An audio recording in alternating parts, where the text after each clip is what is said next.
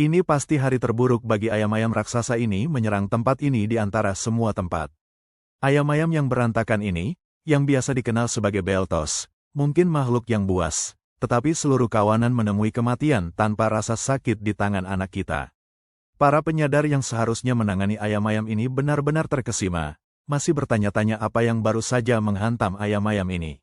Sejauh pemahaman mereka, kemungkinan ada penyadar lain yang diam-diam dikirim dan menyingkirkan monster-monster ini, tetapi tidak masuk akal bagi seseorang untuk menghabisi semuanya sekaligus tanpa menunjukkan diri.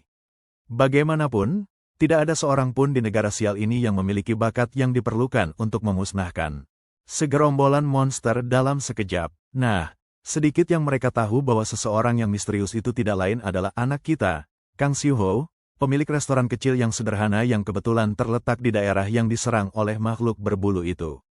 Biasanya dia tidak terlibat dalam hal-hal seperti ini, tetapi karena daging Belto adalah yang paling juicy dan lezat yang dikenal manusia, anak kita tidak bisa menahan diri. Dia membunuh monster-monster itu dan mengambil sepotong daging yang bagus untuk dapur. Saat dia bersiap untuk menyiapkan hidangan baru dengan hasil tangkapan segar, seseorang muncul. Ternyata, itu adalah pengunjung dari Asosiasi Awakener, khususnya di sini untuk memeriksa tentang anak kami. Ternyata perwakilan asosiasi datang untuk melihat apakah dia baik-baik saja setelah serangan Belto. Nah, anak saya baik-baik saja. Dan jika dia harus jujur, hal seperti ini sudah sering terjadi, ini hanya hari Selasa biasa baginya. Perwakilan tersebut merasa lega mendengar tidak ada korban, apalagi karena sebagian besar penduduk sudah dievakuasi. Semua kerusakan berita bagus di sekeliling. Tiba-tiba, hidungnya bergerak-gerak saat dia mencium aroma menggoda yang datang dari tempat makan kecil Kang yang nyaman.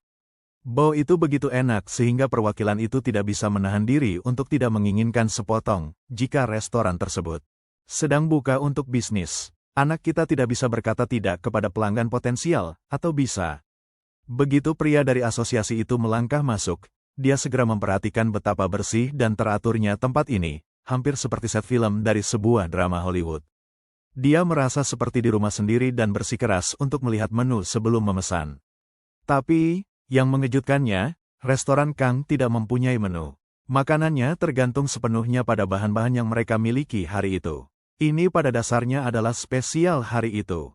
Dan untuk hari ini, anak kita sedang memasak steak Belto. Sebutan Belto langsung menarik perhatian perwakilan tersebut. Bagaimanapun, itu adalah burung raksasa yang sama yang menyerang area ini baru-baru ini. Tentu saja, semua pujian diberikan kepada master hebat Gam Sang Ho yang berhasil mengalahkan 10 dari mereka dalam sekejap. Kang tidak mengucapkan sepatah kata pun tentang keterlibatannya sendiri. Dia hanya mengangguk dan berterima kasih kepada pejuang yang berani itu karena telah menyingkirkan ancaman itu. Binatang-binatang itu mungkin mengerikan, tetapi mereka juga sama lezatnya saat dipanggang sempurna. Kang yakin pelanggannya akan menyukai steak tersebut. Sebutan tentang steak membuat pelanggan itu sedikit gugup. Steak biasanya sangat mahal, dan dia tidak yakin apakah dompetnya siap untuk itu. Sementara itu, orangku mengangkat golok dan memotong irisan yang rata untuk steak. Dia memberi bumbu hanya dengan garam dan merica, menjaga kesederhanaan dan membiarkan daging yang berbicara. Sementara dia mengerjakan hidangan lezat itu, mari kita mundur sedikit dan bicarakan tentang anak kita. Hanya 30 tahun yang lalu, Kang bangun di dunia yang sama sekali berbeda. Tanah terkutuk yang dipenuhi dengan naga-naga ganas dan monster pemakan daging berkeliaran di jalan. Awalnya, bertahan hidup itu sangat sulit. Tapi dia beruntung, dia mendapatkan kekuatan luar biasa, cukup untuk membuat bahkan naga pun berkeringat. Akhirnya, dia bahkan mengalahkan Raja Iblis itu sendiri. Kemenangan itu memberinya tiket kembali ke bumi. Tetapi, dengan kecewa, bumi bukanlah tempat yang sama seperti yang dia ingat. Saat dia kembali, tempat itu juga telah diserang oleh monster-monster kejam. Namun, semua itu tidak menghentikannya untuk mengejar pensiun yang selalu dia inginkan. Hidup yang damai, tenang, dan sejuk. Setelah 30 tahun berturut-turut melawan monster dan Raja Iblis yang terkutuk serta dunia lain, dia sudah muak dengan semua pembunuhan ini. Tidak ada lagi penggilingan, tidak ada lagi pertumpahan darah. Untungnya, wabah monster memicu sesuatu yang baru. Orang-orang biasa mulai membangkitkan kekuatan mereka sendiri. Percikan itu menjadi katalisator untuk serangan balik umat manusia. Dengan semua awak baru ini menjaga dunia, keterlibatan Kang tidak lagi diperlukan. Sekarang, dia membuka restoran, menjadi koki, dan memutuskan bahwa mulai sekarang, satu-satunya yang ingin dia lakukan adalah memasak makanan yang sangat enak. Saat saya menceritakan latar belakang ini, steak Belto akhirnya siap disajikan. Makanannya terlihat sangat lezat, dan pria yang akan menyantapnya hampir tidak bisa menahan air liur yang menetes dari mulutnya yang menganga. Bro serius tidak menyangka akan mendapatkan hidangan seperti ini sampai sekarang. Hanya dengan memandang makanan itu membuatnya semakin lapar, jadi dia segera mengambil gigitan, hanya untuk matanya melebar saat rasa mengena di indranya seperti gelombang pasang. Dagingnya sangat berair, dengan campuran pedas dan asam yang pas. Yah, senang rasanya Belto yang sama mempersenangkan dirinya setelah seharian berlari. Dia hampir tidak bisa menahan diri dari gigitan kedua, dan segera, dia makan satu persatu sampai piringnya bersih. Sekarang setelah dia selesai menikmati makanan yang lezat, akhirnya saatnya membayar apa yang dia hutangi. Ternyata, pria ini sedang beruntung. Restoran ini tidak memungut biaya untuk pelanggan baru, sangat mengejutkan si pria asosiasi. Dia tidak percaya baru saja menikmati makanan bintang 5 gratis. Semua kelelahan telah menghilang, dan dia merasa segar dari atas sampai bawah. Setelah pengalaman yang begitu baik, dia sudah tidak sabar untuk membuat lebih banyak kenangan di restoran kecil ini. Meskipun begitu, dia tetap bersikeras untuk membayar pengalaman yang yang menyenangkan ini. Karena pria itu tidak mau mengalah, Kang setuju untuk menerima $10. Pria berdasi itu dengan senang hati membayar dan sebelum pergi, dia membuat permintaan. Dia ingin Kang tetap aman. Waktu seperti ini sulit bagi yang tidak terbangun, dan berbahaya terjebak di tempat yang dipenuhi monster.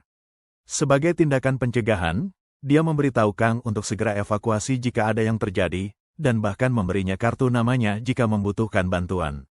Dibandingkan dengan beberapa tahun lalu, ketika daerah ini praktis sebagai tanah kosong, ini sangat baik. Melihat pusat-pusat komersial seperti kafe, bar, dan pasar mulai berkembang lagi. Dia mengingatkan Koki Goldie ini bahwa dia hanya satu panggilan jauh jika dibutuhkan. Saat pria itu berjalan keluar, Kang tertinggal merenungkan betapa sulitnya era ini bagi orang-orang yang belum terbangun. Itulah sebabnya dia sangat menghormati orang-orang seperti pria asosiasi itu, orang-orang yang mempertaruhkan hidup mereka untuk melayani publik. Kang kemudian melanjutkan untuk mencicipi makanannya sendiri, dan saat dia menggigit, dia sangat puas dengan rasanya. Malam tiba, dan dia hampir menyelesaikan harinya setelah berjalan lancar. Namun sebelum dia menutup toko, dia memutuskan untuk membuat camilan dari telur Belto yang dia dibawa lebih awal. Saat dia mencoba mencari tahu jenis hidangan yang benar-benar dapat menonjolkan rasa dari telur ini, pintu terbuka dengan keras. Seorang pria masuk dengan tergesa-gesa, bahkan tidak berusaha untuk sopan, dan mulai berteriak kepada Kang. Tentu saja, anak kita tidak punya petunjuk tentang masalah pria ini. Dari semua keluhan, kita mendapatkan bahwa orang asing ini datang untuk mengklaim sesuatu yang ternyata miliknya. Untuk memahami apa yang terjadi, mari kita mundur beberapa jam. Kembali ke pasar tradisional Siotoman, banyak pedagang yang berusaha menjual barang-barang mereka. Di tengah kesibukan, anak kita terlihat berjalan-jalan, mencari bahan-bahan untuk mengisi kembali. Sejak monster muncul, ternak dan sayuran segar menjadi langka, jadi bahan-bahan dasar pun sulit ditemukan. Pedagang sekarang tidak punya pilihan selain mencari alternatif untuk memenuhi kebutuhan makanan mereka. Tapi banyak orang masih ragu untuk mengintegrasikan daging monster ke dalam diet mereka. Perlahan, meskipun orang mulai menerima ide ini, mungkin karena daging monster ini terasa jauh lebih enak dari yang diharapkan. Atau mungkin karena harganya sangat murah. Bagaimanapun, mereka yang masih menolak untuk makan daging monster mengandalkan makanan yang dibudidayakan di laboratorium dan sayuran buatan. Namun, tidak ada yang mengalahkan rasa bahan monster yang sebenarnya, itulah sebabnya Siotoman. Pasar telah meledak dalam popularitas dengan berbagai bahan monster yang tersedia luas. Seorang pedagang menjual beberapa telur Belto segar. Meskipun bahkan pedagang tersebut tidak 100% yakin jika itu benar-benar telur Belto, karena telur monster yang berbeda cenderung terlihat cukup mirip. Namun menurut inspeksi Asosiasi Awakener, ini telah dikategorikan sebagai telur Belto. Sebelum membeli, Kang memutuskan untuk memastikan sendiri. Dia menggunakan salah satu kemampuannya, yang dikenal sebagai deteksi mata. Ini adalah keterampilan yang dia curi dari seekor naga perak bernama Canis, penguasa pegunungan utara di dunia sebelumnya. Kemampuan ini memungkinkannya melihat statistik dan informasi dari target manapun. Bro mencuri kemampuan itu saat menangkap Raja Demon, dan hingga saat ini, itu adalah salah satu artefak yang paling sering digunakannya. Sekelompok notifikasi muncul, mengkonfirmasi bahwa hanya satu dari telur-telur itu berasal dari Belto, sementara yang lainnya adalah monster yang sama sekali berbeda. Berkat ini, dia sekarang bisa melihat tipuan dari para penjual licik yang mencoba menjual barang berkualitas rendah sebagai barang premium. Saat Kang menyelesaikan membeli telur-telur itu, satu telur tertentu menarik perhatiannya ketika artefaknya gagal mengungkapkan informasi tentangnya. Melihat kelangkaan telur itu, dia memutuskan untuk mengambil telur itu juga. Di rumah, dia memecahkan satu telur Belto dan segera memasaknya, membuat telur orak-arik Belto yang lezat. Aroma dan rasa yang kaya langsung membangkitkan kenangan, momen-momen langka ketika makanan enak adalah kemewahan, dan kebersamaan yang dibagikan dengan teman-teman di medan perang. Rasa krim dan gurih dari kombinasi telur Belto dan susu cowow menggoda lidahnya, lembut dan memuaskan. Menggunakan matanya untuk menikmati setiap suapan, Kang merasa rindu yang dalam untuk wajah-wajah yang kini telah tiada. Kemudian, perhatiannya kembali terfokus pada telur misterius, yang tidak bisa dibaca oleh artefaknya. Dari apa yang dia ketahui tentang artefak naga ini, artefak mereka terbentuk secara alami saat mereka menerima kekuatan mereka. Sementara naga dapat mempengaruhi monster yang lebih kecil, mereka tidak dapat mempengaruhi jenis mereka sendiri. Itu mungkin mengapa mata deteksi gagal karena telur ini pasti milik naga. Wah, itu pasti keberuntungan yang gila baginya bisa menemukan telur naga yang sangat diinginkan. Saat Kang merenungkan hidangan apa yang bisa dibuat darinya, pintu tiba-tiba terbuka lebar. Cowok berambut merah itu masuk dengan marah, berteriak dan menuntut barang yang menjadi haknya. Kang segera merasakan ada yang tidak biasa. Sama seperti telur itu, artefaknya juga menolak menunjukkan rincian tentang orang ini. Kini sudah jelas bahwa orang asing yang marah ini adalah seekor naga. Ketika Kang bertanya dengan tenang tentang hal itu, pria itu meledak dalam kemarahan, api berkelap-kelip liar saat dia meminta tahu bagaimana anak kita mengetahui identitasnya. Kang memperingatkannya untuk tenang atau dia mungkin akan membakar perabotan, tetapi sang naga bersikeras untuk menjawab monster terlebih dahulu. Tidak ingin perkelahian yang bisa mengubah restorannya yang bersih menjadi berantakan, pemilik restoran mengakui memiliki artefak mata deteksi, kekuatan untuk melihat stats makhluk, kecuali naga. Si kepala merah membalas, penasaran bagaimana Kang mendapatkan artefak yang langka itu. Kang berharap orang ini juga memiliki artefak mata deteksi, karena jika dia tahu apa artefak ini, akan mudah menjelaskan segalanya. Sementara itu, orang dengan naga merasa sedikit tidak nyaman melihat betapa tenang dan teraturnya anak kita tampak saat berdiri melawan naga yang perkasa. Saat itulah dia memperhatikan sebuah knife yang terbuat dari sisik naga biru, meskipun anak kita menganggapnya tidak lebih dari sekadar pisau dapur. Lalu ada talenan, yang diukir dari tulang naga. Sebagai naga, si rambut merah sangat marah. Menggunakan bagian dari kerabatnya sebagai peralatan dapur adalah penghinaan yang tidak bisa dijelaskan dengan kata-kata. Dia mengom dengan nyalanya semakin membara, tetapi Kang mendesah dengan kelelahan, menyadari. Ini akan merepotkan. Naga itu melemparkan bola api biru besar, tapi temanku dengan tenang mengambil wajan di dekatnya dan memukul bola api itu jauh dengan ayunan yang sempurna. Menggunakan kecepatan dewa yang dimilikinya, dia kemudian menyerang naga itu dan menamparnya keras di wajah dengan wajan. Pukulan itu memicu kenangan tersembunyi dalam diri naga. Suara yang familiar bergema dari masa lalu. Kembali di dunia sebelumnya, Kang pernah muncul di hadapan Raja Naga yang perkasa dan menuntut artefaknya. Dia ingin mengalahkan Raja Iblis secepat mungkin, jadi tidak ada waktu untuk berdebat. Saat itu, naga ini masih seorang anak, dan ayahnya adalah penjaga artefak itu. Pemilik asli, ketika ayah menolak untuk menyerahkannya, sang putra tahu nasib keluarganya telah ditentukan. Karena anak kita terkenal sebagai Miro Licus di benua itu. Kembali ke masa kini, Kang memerintahkan si rambut merah untuk membersihkan lantai dengan baik sebelum keadaan menjadi buruk. Dengan enggan, naga itu mengambil pel dan ember untuk menghapus bekas bakaran.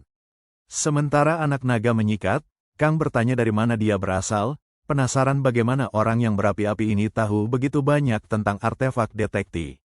Seperti yang sudah kita lihat dalam kilas balik, bajingan ini dilahirkan di benua Espan, sebuah tempat.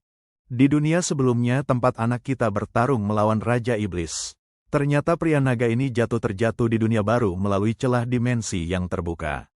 Sebutan benua Espan mengingatkan anak kita pada beberapa kenangan indah, dan tidak butuh waktu lama baginya untuk menyadari bahwa monster-monster familiar yang dia lihat belakangan ini pasti berasal dari Espan juga.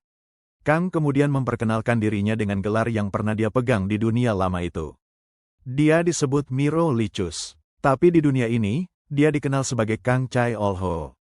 Saat ini, pria naga tersebut sudah cukup yakin bahwa Kang adalah orang yang sama yang mengganggu ayahnya. Setelah pengawasan ketat dari Kang, brengsek itu akhirnya berhasil membersihkan tempat itu seperti itu baru saja. Karena tugas sudah selesai, anak lelaki kita memberinya izin untuk pergi dengan telur naga miliknya. Sepertinya anak naga ini memiliki satu pertanyaan yang ingin dia tanyakan.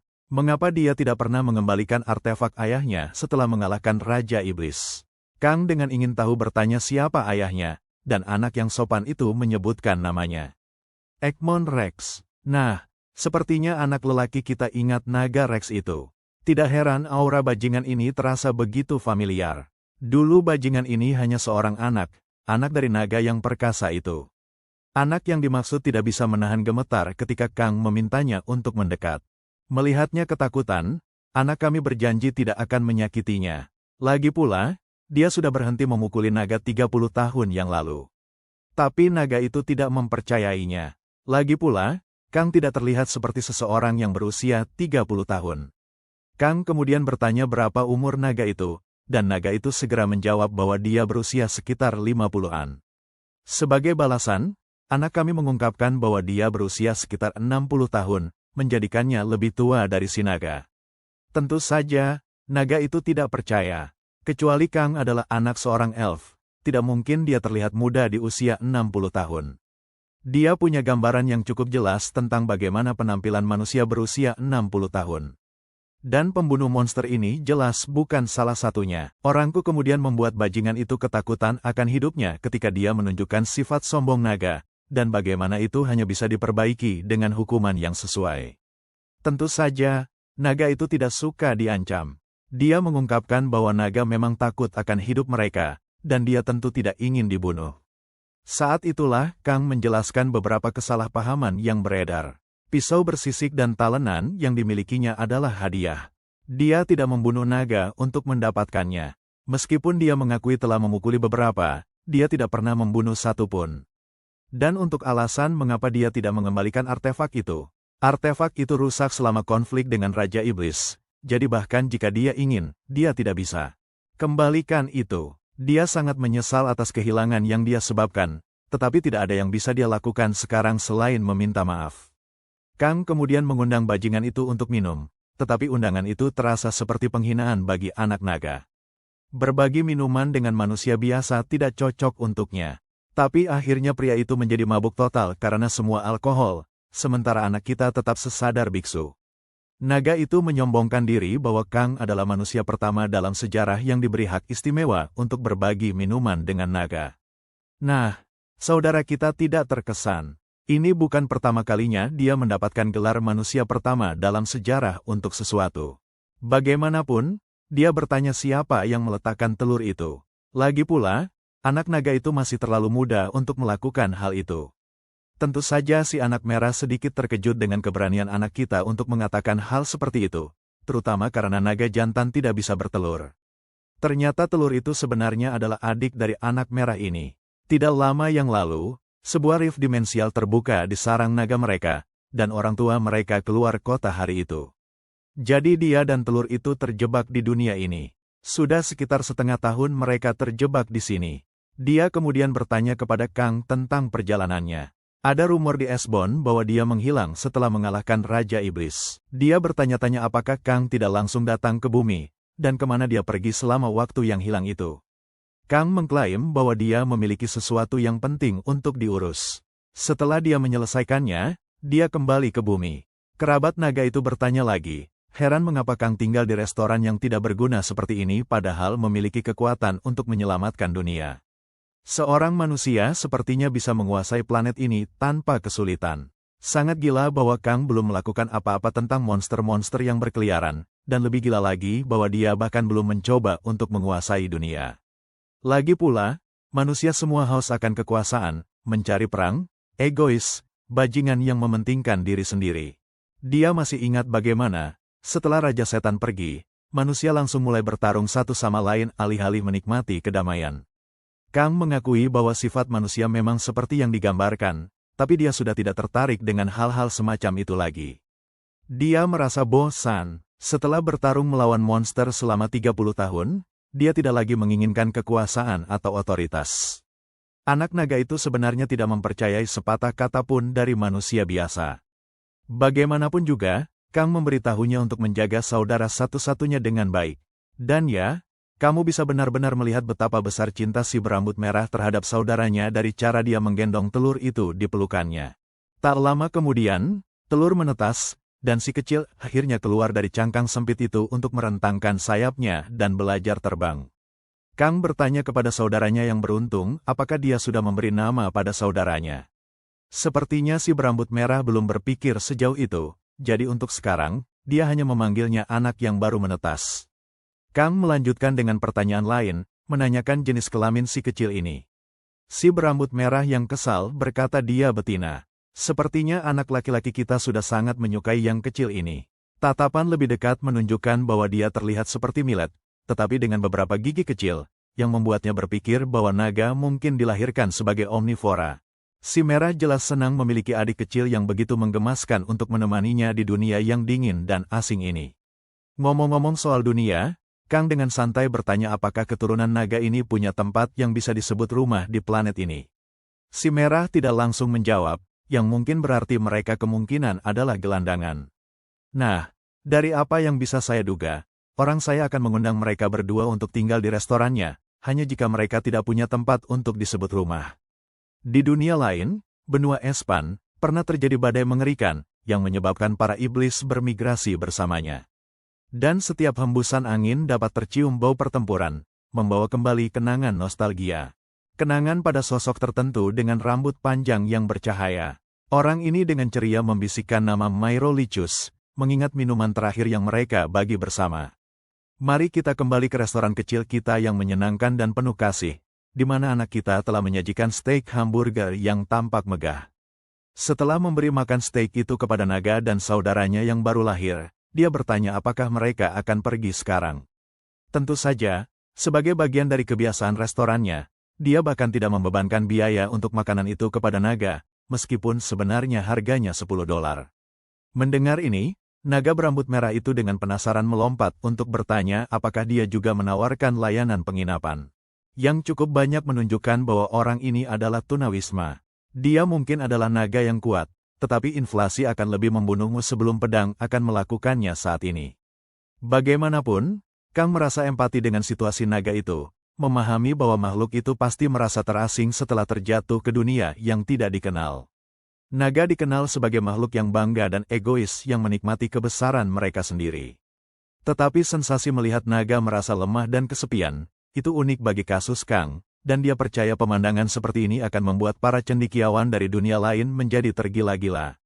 Bagaimanapun, Putra Ekmon Rex menawarkan batu penyihir tingkat 4, yang seharusnya sangat berharga bahkan menurut standar dunia manusia.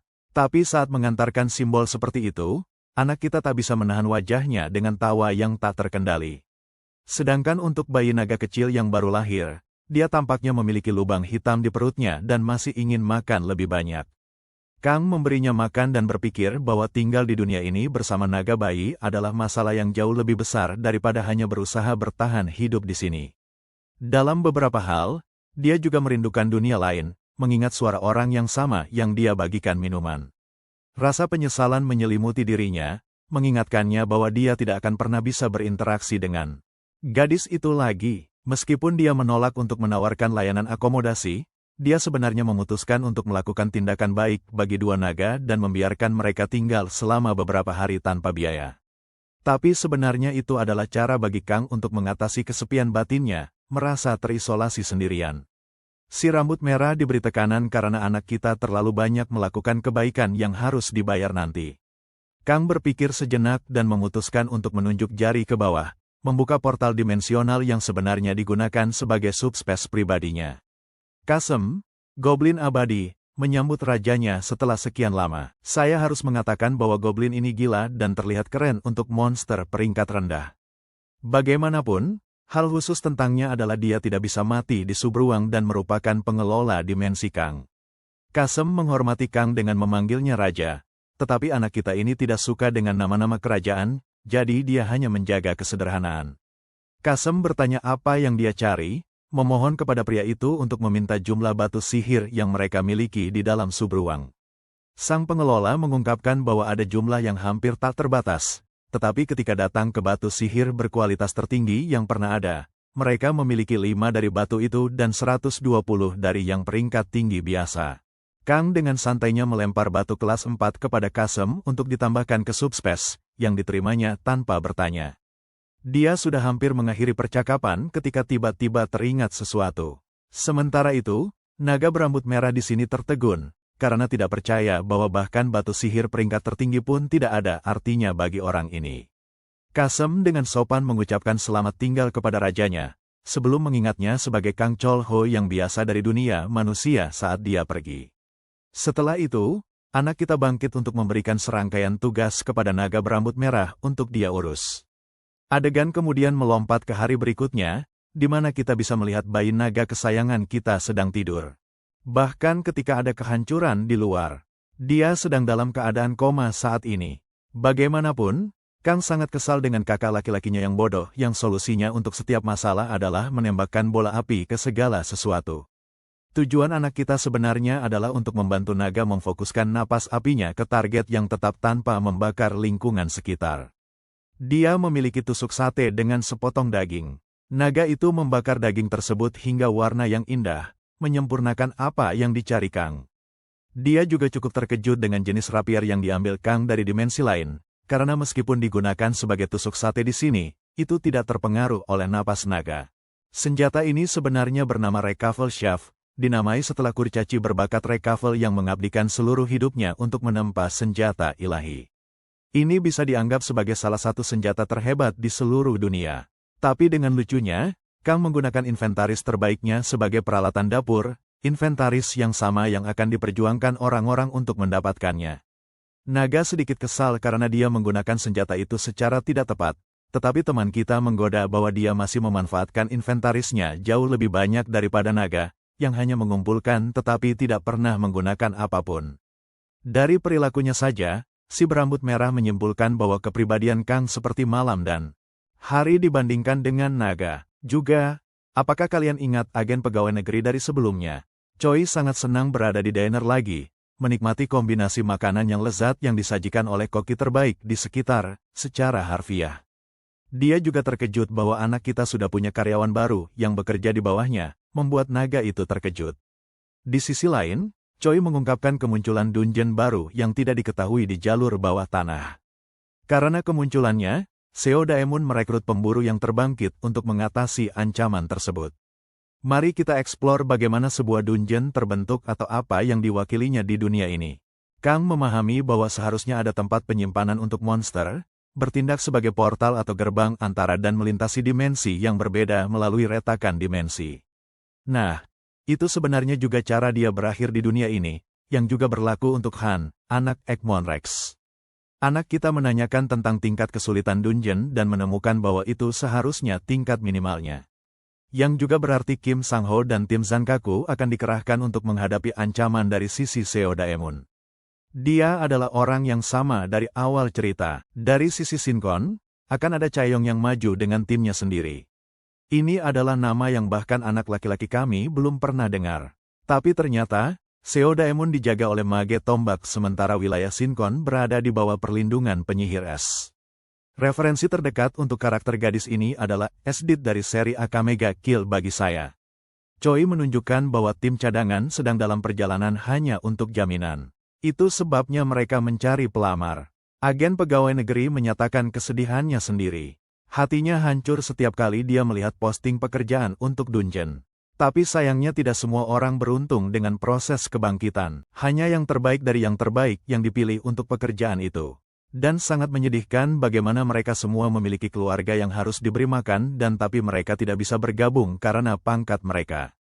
Dalam beberapa hal, dia berpikir orang-orang yang belum terbangun lebih baik dalam kehidupan ini. Pekerjaan yang aman dan stabil tanpa risiko kematian. Menyadari bahwa dia terlambat, dia mengakhiri percakapan dan berterima kasih kepada anak kita untuk makanan luar biasa seperti biasa. Bahkan lebih dari itu, Han sangat terkesan bahwa kontribusinya mendapatkan pujian. Kang bertanya-tanya apakah dia harus pergi dan membeli lebih banyak daging Idaho untuk diinvestasikan kembali ke bisnis. Jadi dia melakukan hal itu dan pergi ke pasar untuk daftar bahan. Saat dia berbicara dengan tukang daging, Kang mendengar pengumuman untuk bergabung dengan partai penyerangan. Pria di kejauhan itu mirip dengan seseorang yang dia lihat dulu. Dia sebenarnya adalah penyihir tombak Sangho, yang dikenal sebagai pejuang terbangun grade 2. Sepertinya kata-kata Choi terbukti benar karena mereka memang mencari partai. Bicara tentang partai, mari kita bicarakan kelompok serangan yang di dunia ini disebut partai penyerangan. Ini cukup mirip dengan sistem permainan RPG rata-rata, format yang secara pribadi disukai Kang di masa lalunya. Dunia sekarang tidak berbeda dari permainan fantasi dan jadi aturannya mudah untuk mengerti. Tapi itu bukan satu-satunya hal. Jika kalian sudah bermain game terbaru Marvel Rivals, mungkin kalian sudah memperhatikan banyaknya pemain DPS dan kekurangan tank dan penyembuh, kan? Itu sama di dunia ini, peran damage dealer sudah jenuh dan kurang dapat diandalkan dibandingkan dengan penyembuh dan tank yang sedikit dan jauh. Sayangnya, karena posisi kelas DPS yang jenuh, tidak semua orang bisa bergabung dengan party. Pemandangan ini mengingatkan Kang pada kata-kata pegawai negeri, yang menyentuh kehidupan menyedihkan mereka yang tidak luar biasa dan berjuang untuk mencari pekerjaan. Tapi pada titik ini, anak kita berpikir pria itu seharusnya fokus pada dirinya sendiri daripada terlalu khawatir. Fokus pada orang lain. Ngomong-ngomong, seorang pria acak memeriksa dompetnya dan tidak menemukan apa-apa di dalamnya. Dia merenung dalam kesedihan dan kekalahan karena tidak memiliki apa-apa untuk dirinya sendiri. Setibanya di rumah, Kang mencari naga berambut merah tetapi tidak menemukannya dimanapun. Dapur sangat bersih yang merupakan hal baik. Tiba-tiba pria dari sebelumnya masuk ke dinernya dengan ekspresi cemas di wajahnya. Dia bahkan merasa malu untuk meminta ramen tetapi Kang adalah orang baik dan memberitahunya tidak ada masalah. Dalam pikirannya, dia merenungkan bagaimana tradisi menggunakan ramen sebagai makanan murah masih belum berubah dari 30 tahun yang telah berlalu. Meskipun inflasi juga berdampak pada makanan sederhana seperti ini. Sebelum dia mulai membuatnya, pria itu menanyakan harga ramen, membuat Kang mengungkapkan bahwa harganya hanya $2. Pengungkapan ini saja sudah cukup untuk membuat ekspresi pria itu ceria saat dia langsung memesan 5 mangkuk. Kang sangat terkesan bahwa pria itu memiliki nafsu makan untuk menghabiskan semua makanan itu sekaligus. Merasakan ada yang tidak beres, dia mengaktifkan keterampilan mata deteksinya, memungkinkannya untuk melihat niat pria itu, mengetahui bahwa kelasnya sebenarnya disebut dewa makanan. Ini adalah kemampuan yang sangat aneh dan unik pada pandangan pertama. Tapi bukan berarti si bocah tidak terbiasa dengan itu karena salah satu rekan setimnya pernah mengalaminya. Intinya, itu membantu kamu mendapatkan banyak kekuatan semakin banyak kamu makan makanan. Kualitas bahan juga mempengaruhi hasilnya, tapi seseorang bisa mendapatkan banyak kemajuan dan mendapatkan fisik Olimpia kalau terus mengonsumsi monster tingkat tinggi. Di sisi lain, sulit untuk mendapatkan kemampuan untuk berkembang di tahap awal, dan itu hanya berkembang sepenuhnya ketika mengonsumsi monster tingkat tinggi. Selain itu, kamu biasanya selalu merasa lapar, meskipun efek itu mulai berkurang setelah meningkatkan level dan menjadi lebih baik dalam keterampilan. Sementara itu jelas tidak berlaku untuk pria ini karena dia terlalu kurang terampil untuk kelasnya. Kang memutuskan untuk marah dan menyajikan piring besar ramen dengan daging Idaho panggang sebagai topping. Ini mungkin jenis ramen yang akan sangat diinginkan oleh mahasiswa untuk dimakan setiap hari. Bagian yang mengejutkan adalah dia menambahkan daging Idaho sebagai gratis dari pihaknya, mencerminkan sifat baiknya yang sadar bahwa beberapa orang memang mengalami kehidupan yang sangat sulit, yang juga menjadi alasan mengapa mereka cenderung mati lebih cepat dalam pertempuran. Jika pria itu memiliki kepribadian yang berbeda, Kang berencana untuk mengabaikannya sepenuhnya. Tapi dengan ini, dia berpikir efek dari daging Idaho akan meningkatkan kekuatannya hingga beberapa derajat. Juga, Kang berbagi bahwa makanan pertama hari itu gratis sebagai kebiasaan untuk restorannya. Ngomong-ngomong, dia berbicara tentang daging ataho dan bukan ramen di sini. Pria itu memutuskan untuk menikmati potongan daging yang gurih, menikmati rasanya yang lembut. Dia tidak percaya bahwa daging bisa menjadi setender ini. Selanjutnya, dia mengambil semangkuk besar ramen dan secara harfiah menghabiskan seluruh makanan. Suasana hatinya meningkat, dia berterima kasih kepada koki yang luar biasa atas kebaikannya. Dia mencoba mengeluarkan uang dari dompetnya ketika tiba-tiba sekelompok barang jatuh. Kang anehnya memperhatikan sebuah dasi dan mengumpulkan uang itu. Pria itu cepat-cepat pergi tetapi berjanji akan datang lagi. Melihat dari pakaiannya saja, Kang bertanya-tanya apakah pria ini ingin mengesankan seseorang dengan cara dia membawa dasi itu. Ini hanya menambah pemahamannya tentang betapa sulitnya hidup di zaman ini. Beberapa waktu berlalu, dan pria miskin itu tersandung pada sebuah gerbang saat berjalan-jalan. Gerbang dimensional itu mengapung di atas langit, menyebabkan evakuasi segera bagi para warga sipil dan pembatasan dipasang di beberapa tempat. Pria yang sama dari sebelumnya mendesak untuk bergabung dalam pertempuran sebagai Awakener. Tetapi ketika ditanya tentang peringkatnya, pria malang itu terbata-bata menjelaskan kemampuannya. Terkait dengan makanan, sayangnya, dia diberitahu bahwa mereka tidak bisa menggunakan sembarang Awakener biasa untuk bergabung dalam pertempuran melawan dungeon kuat seperti ini. Bahkan anggota tim terbaik pun kembali dengan cedera tertentu jadi tidak mudah untuk mengizinkan siapapun. Dia diminta untuk evakuasi ke lokasi yang aman, ketika tiba-tiba dia melihat salah satu penyembuh. Gadis ini sebenarnya adalah putrinya sendiri dan dia bergegas mencarinya. Dia memarahi Mijin karena datang ke lokasi berbahaya seperti ini ketika fokusnya seharusnya di sekolah saat ini.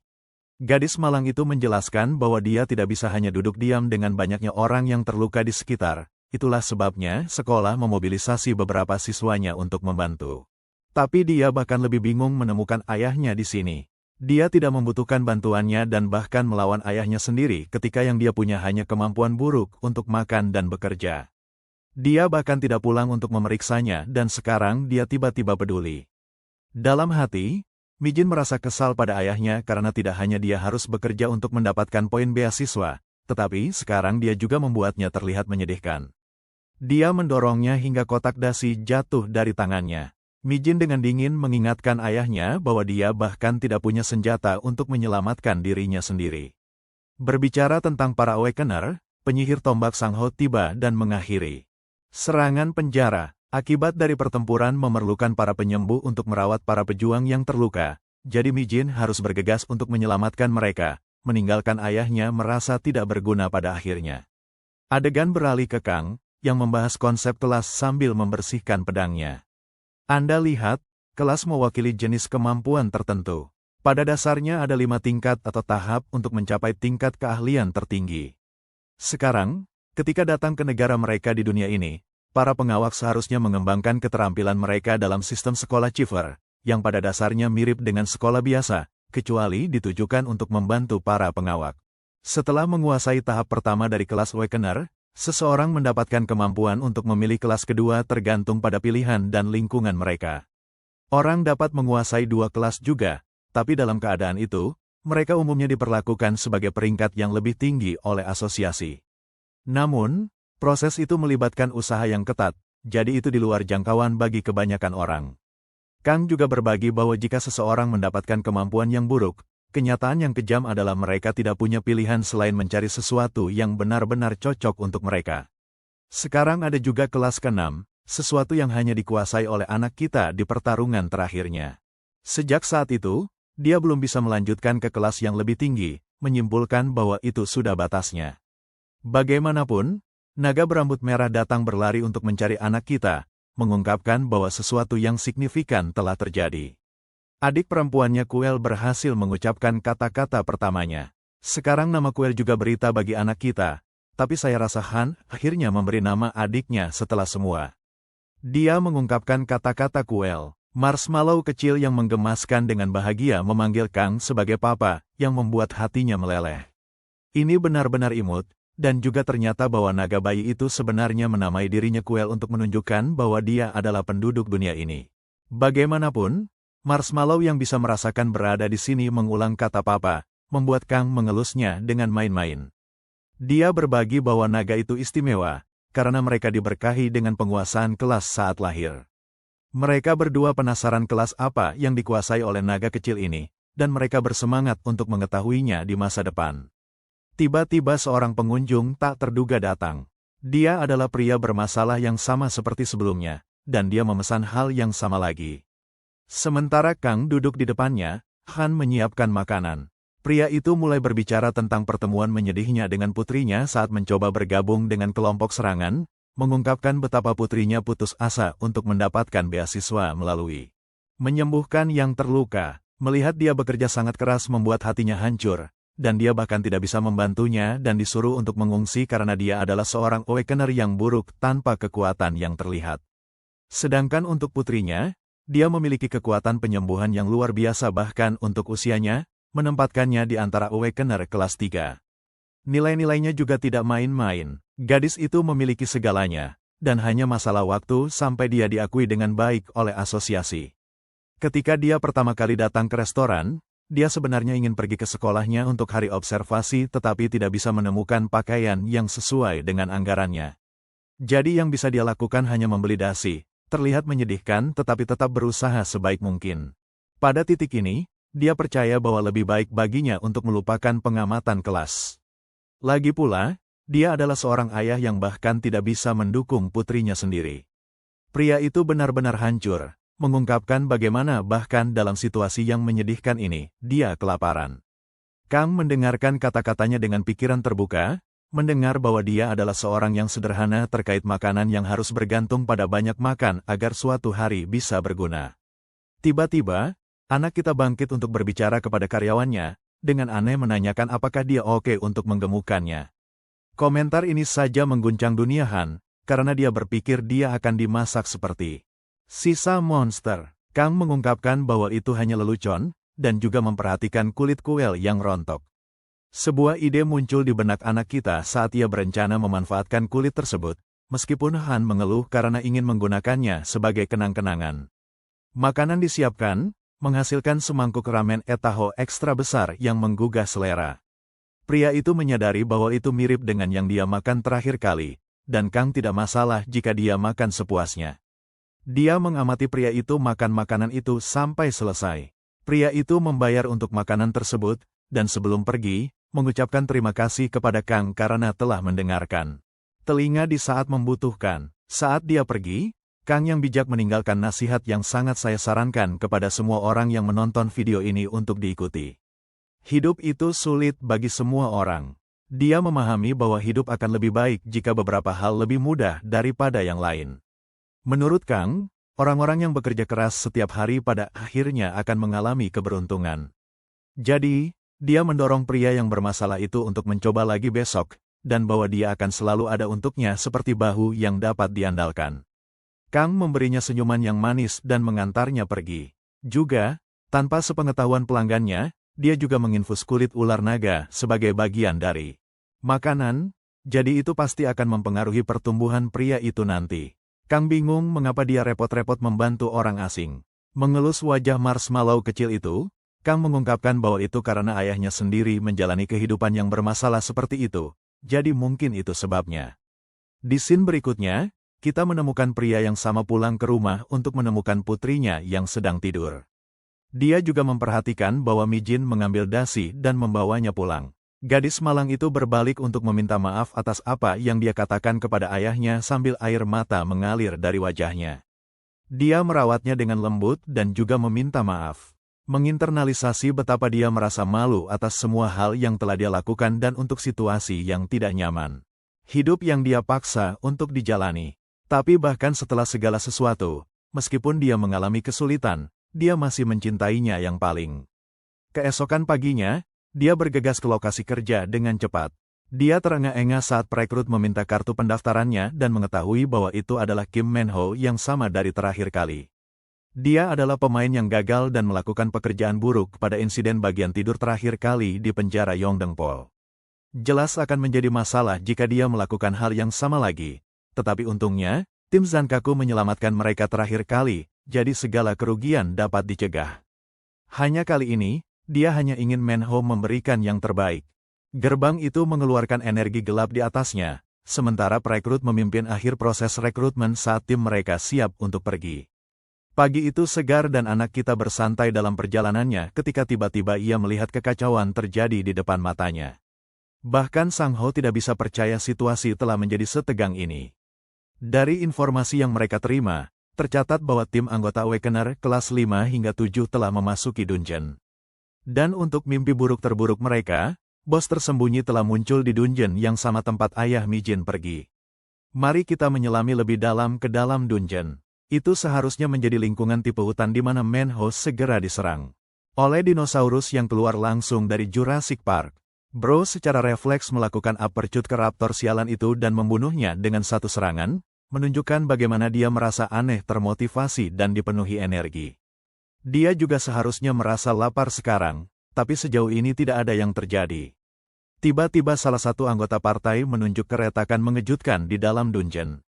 Tanah bergetar dengan gempa bumi yang hebat saat Tyrannosaurus Rex kolosal muncul dengan raungan yang menggelegar. Monster ini seharusnya menjadi bos tersembunyi. Bos tersembunyi seharusnya muncul secara tak terduga di dalam dungeon dan hanya ketika retakan dimensional terbuka dari dalam. Hasil yang mengerikan selalu berakhir dengan kematian tim pembersih, yang sedang terjadi sekarang saat monster Tiger X mengeluarkan kemarahannya. Tim si cowok sedang melarikan diri ketika tiba-tiba dia melihat kristal mana dari makhluk yang baru saja dia kalahkan.